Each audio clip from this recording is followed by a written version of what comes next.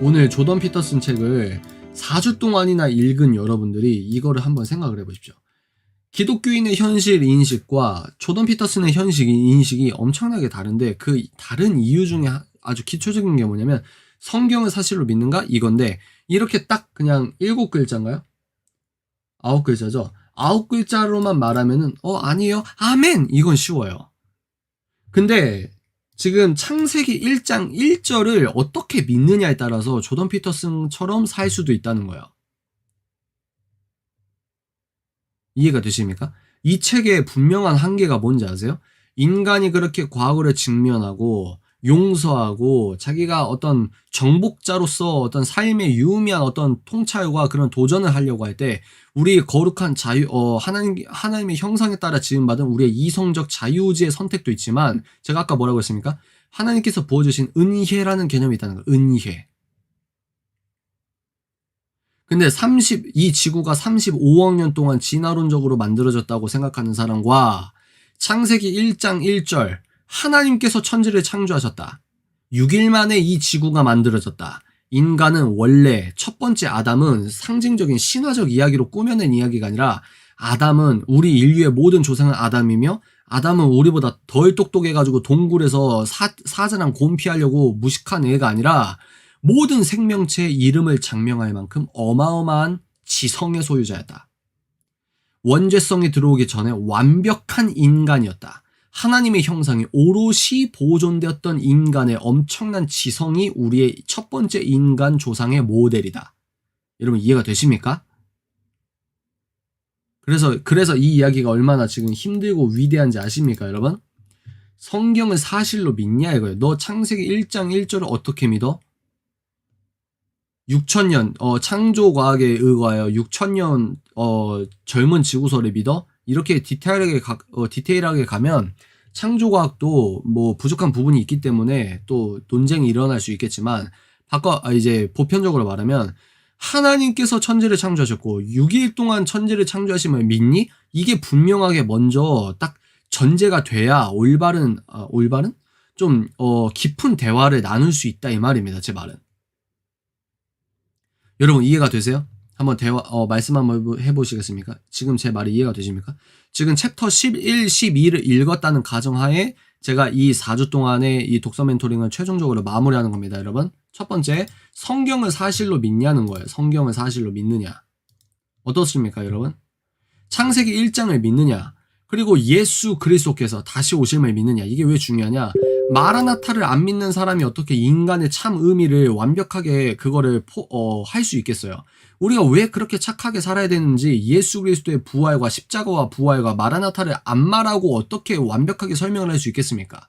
그러니까 좋은 의미로 성경적 자기 개발이 아니고 성경을 이용한 자기 개발일 수도 있다 이 말이에요. 두 번째, 우리 역사와 삶 속에서 인격적으로 직접 개입하시는 걸 믿는가? 보십시오. 우리 역사와 삶 속에서 하나님께서 인격적으로 직접 개입하시는 걸 믿는가? 예를 들어 어떤 거죠? 모세와 아브라함은 하나님과 대화를 합니다. 하나님께서 모세 같은 경우 저 악한 백성 내가 쓸어버린다. 너무 속상하다. 이럴 때 모세가 뭐라고 합니까? 하나님 아버지 참으십시오. 뜻을 돌이키십시오. 뭐라고 하죠? 지금 이 백성 죽이면 하나님의 영광이 흠이 됩니다. 다른 이방 민족에게 결국 저들의 신은 저렇게 하려고 저 백성을 끌어냈나 보다 하고 모세가 하나님과 토론하지 않습니까? 그리고 하나님께서 모세의 그런 설득을 당해 주시는 거죠. 그러면서 뜻을 돌이키신다 이 말입니다. 그 말은 뭡니까? 우주를 만드신 하나님께서 우리 인간과 인격적 커뮤니케이션이 이루어지고 있다는 거예요. 그리고 그거는 어떤 자연주의적인 현상이거나 이런 게 아니라 직접 우리 마음에 말씀하신다는 겁니다. 여러분, 이게 어마어마하게 중요해요. 어떤 거냐? 우리는 이 우주를 만드신 창조자와 직접적으로 소통할 수 있다는 거예요. 이거 어마어마한 겁니다. 이 조던 피터슨 4주 동안 읽으면서 뭔가 찜찜하거나 뭔가 부족하지 않으셨습니까? 왜 그랬을까요? 복음이 없으니까. 복음이 뭐요? 나를 위해 신이 죽어줬다는 거예요. 이건 신화적 이야기가 아니란 말입니다. 열받아, 씨. 어떻게 성경을 그 신화적인 얘기로 풀면서 그 패턴을 분석하면서 유의미한 것들을 이렇기 때문에 영웅 소설을 봐라, 영웅 뭐를 봐라, 영웅 뭐를 봐라. 그러면서 성경을 인용하는 거 유의미한 부분이 있다고 생각합니다. 이 시대에 기독교가 갖고 있는 부정적 사회 인식을 이 사람과 벤 샤피로 같은 사람을 통해서 많이 희석되게 하고 기독교로 돌아오게 하는 역할을 하고 아주 훌륭하다고 생각해요. 근데 우리가 인생에서 법칙이 뭐예요? 이 사람이 질서와 혼돈.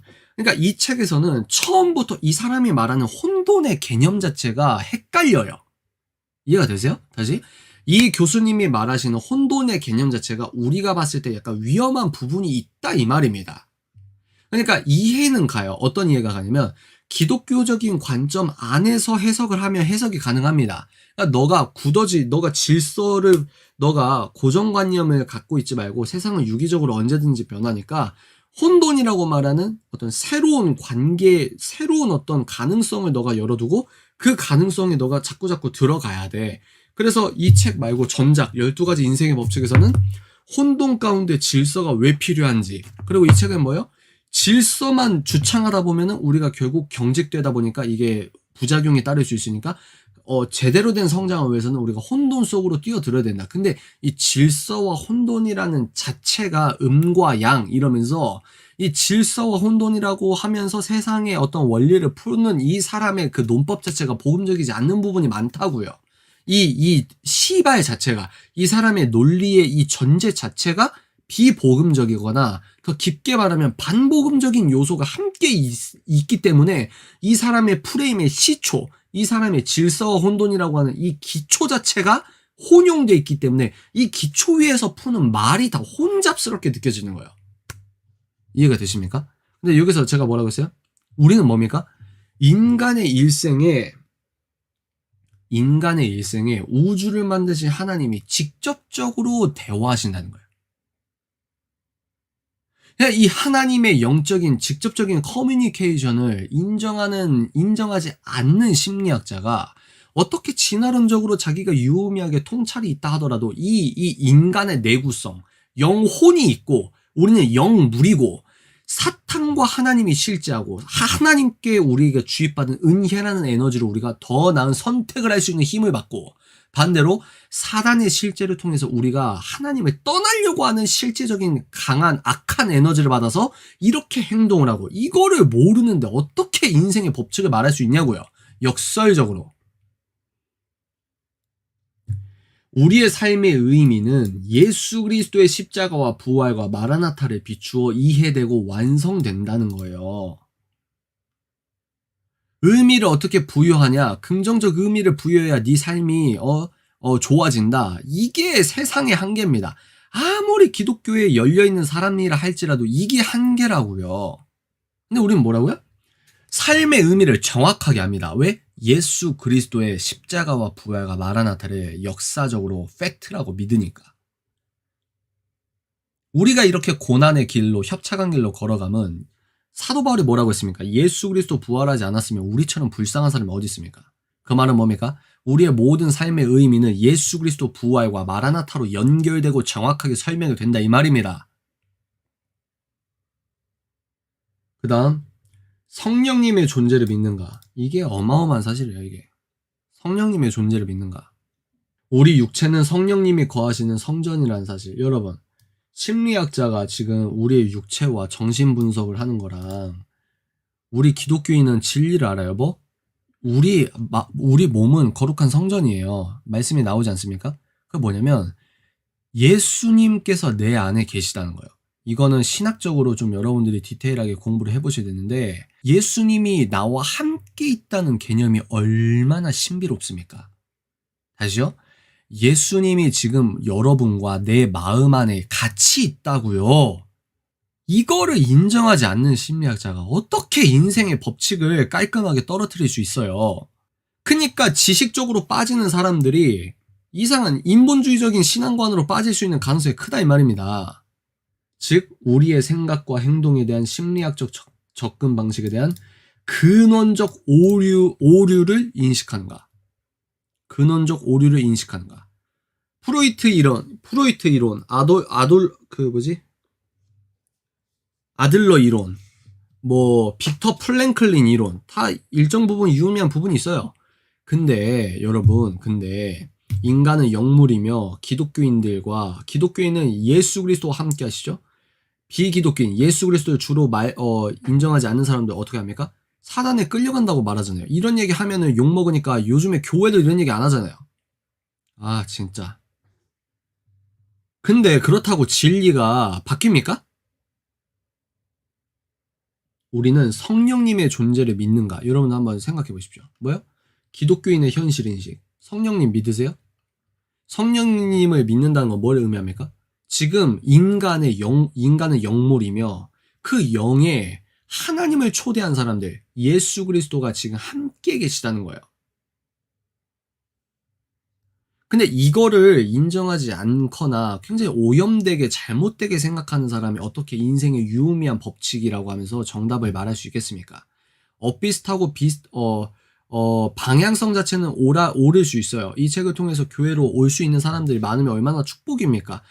천국에서는 영혼 한 명도 이렇게 회개하고 돌아오면 얼마나 하나님께서 기뻐하세요. 그러니까 조던 피터슨도 자기도 모르게 하나님께 큰 어떤 도구로 쓰임 받는 역할이 분명히 있다고 생각합니다. 근데 조던 피터슨처럼 생각하고 교회에 온 사람은 잘못된 인식을 바꿔야 돼요. 올바른 교리적인 신학적인 교육을 받아야 됩니다. 영적인 원리를 사람의 이성적 논리로 환원이 가능할까? 한번 생각해 보십시오, 여러분. 다시요. 영적인 원리를 사람의 이성적 논리로 환원하는 게 100% 환원하는 게 가능할까? 한번 자문해 보세요. 이성과 지식의 쏠림 현상을 막기 위해 필요한 게 무엇일까? 이거부터 한번 생각해 볼까요? 영적인 원리를 사람의 이성적 논리로 환원이 가능할까? 지금 제가 요즘에 생각한 게 뭐냐면 이 벤 샤피로나 조던 피터슨이나 책을 읽고 이 사람들의 영상을 많이 보면서 생각하는 게 영적인 원리를 사람의 이성적 논리로 환원이 가능할까? 이 사람 두 사람은 기독교인이 아니에요. 그래서 제가 요즘에 C.S. 루이스 책을 읽으면서 진짜 말씀까지는 아니지만 C.S. 루이스 책을 읽으면서 목말랐던 게 많이 해결이 되는 부분이 있어요. 그래 이거지 하는 부분이 있어요. 그렇습니다. 두 번째, 이성과 지식의 쏠림 현상을 막기 위해 필요한 게 무엇일까? 그죠? 이성과 지식의 쏠림 현상을 막기 위해 필요한 것이 무엇일까? 그러면 지성 하면서 지식 하면서 우리가 자칫 잘못하면 인본주의 신앙으로 빠질 수 있단 말이죠. 그러면 그걸 막기 위해서는 뭐가 필요할까? 올바른 기독교 변증 지식? 그것도 맞아요. 근데 아이러니한 게 뭔지 아세요? 제가 알기로는 확실히 팩트 체크 한 건 아니에요. 근데 제가 듣기로는 알리스터 맥그레스나 팀 켈러 목사님도 유신 진화론을 지지한다고 알고 있습니다.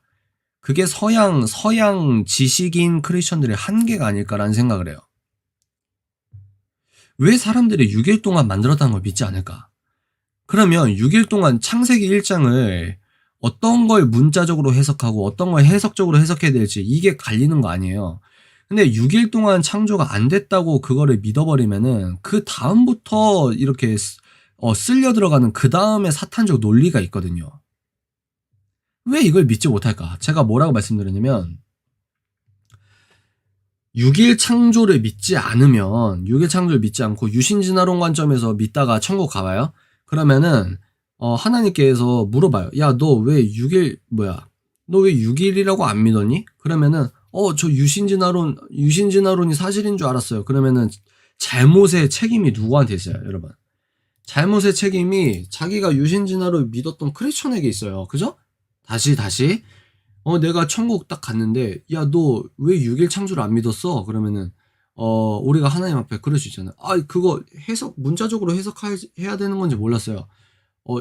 과학적 데이터 보니까 그 탄소 무슨 측정법에 의거해서 이게 6,000년 이건 말이 안 된다고 믿었습니다. 라고 했어. 그러면 잘못이 누구한테 있어요? 피조물한테 있잖아요. 피조물. 이해가 되십니까? 근데 내가 만약에 6일 창조를 믿고 천국에 갔어. 근데 알고 보니 예를 드는 거예요. 알고 보니 유신진화론이 맞아. 그러면 잘못의 그 책임이 누구한테 있어요? 하나님한테 있잖아요. 하나님이 그래요. 야, 너 왜 6일 창조 믿었니? 아니, 성경에 써 있는 거 사실로 믿었는데 그러면 유신진화론이라고 얘기할 수 있도록 성경에 쓰시든가요. 나는 성경 하나님의 말씀을 문자 그대로 믿었는데요. 그러면은 하나님께 그 잘못이 있다는 거예요. 이해가 되세요? 그러니까 여기서 우리가 의도적 바보로서 6일 창조 믿는 게 그렇게 힘듭니까? 아니 하나님이 6일이라 그러면 6일인 거예요. 6일. 제가 여러분한테 짜증 4주 동안 열심히 들었던 우리 가족 앞에서 지금 짜증내네. 제가 저번 주도 말씀드렸지만 선생님들이 지각한 애들한테 화를 내야 되는데 지각을 많이 하면은 미리 빨리 온 애들한테 화를 내요. 빨리 온 애들한테. 너네 지각하지 마 이러는 거. 죄송합니다. 그래서 이성과 지식의 쏠림 현상을 막기 위해서는 벤 샤피로가 말했듯이 벤 샤피로나 조던 피터슨이나 이 사람들에게 필요한 것보다 아테네로 너무 쏠려있는 자기의 관점을 예루살렘으로 옮겨야 된다라는 생각을 합니다. 니네들이 그렇게 견제와 균형이 필요하다고 얘기한 그 아테네와 예루살렘이라는 그 서구문명 설계도에 있어서 너네들은 지금 예루살렘으로 더 와야 된다라고 생각합니다. 조던 피터슨 같은 경우는 좀 더 와야 돼. 좀 더 와야 돼. 그건 이제 하나님의 은혜로 이제 자기가 아멘하고 할 때가 있겠죠. 대단해요, 여러분. 제가 뭐라고 조던 피터슨과 벤 샤피로를 하겠습니까? 벤 샤피로는요, 학사가 정치학 학사고, 로스쿨, 하버드 로스쿨 졸업한 사람이에요. 변호사입니다. 그리고 정치평론하고 얼마나 전문가입니까? 조던 피터슨도 얼마나 대단한 지식인이에요. 그 두 사람이 대화하는 거 영상 보십시오. 야, 진짜 대단하다. 이렇게 얘기할 부분이 많단 말이에요. 근데, 동양에 있는 이 쩌리 책 읽는 사자라는 개신교인이 이렇게 얘기할 수는 있다는 겁니다. 제 하나님의 양심에 의거하여. 조던 피터슨 후반부에 그 얘기도 하는데 그리스도교의 창시자 사도 바울. 야우 진짜. 어우 진짜.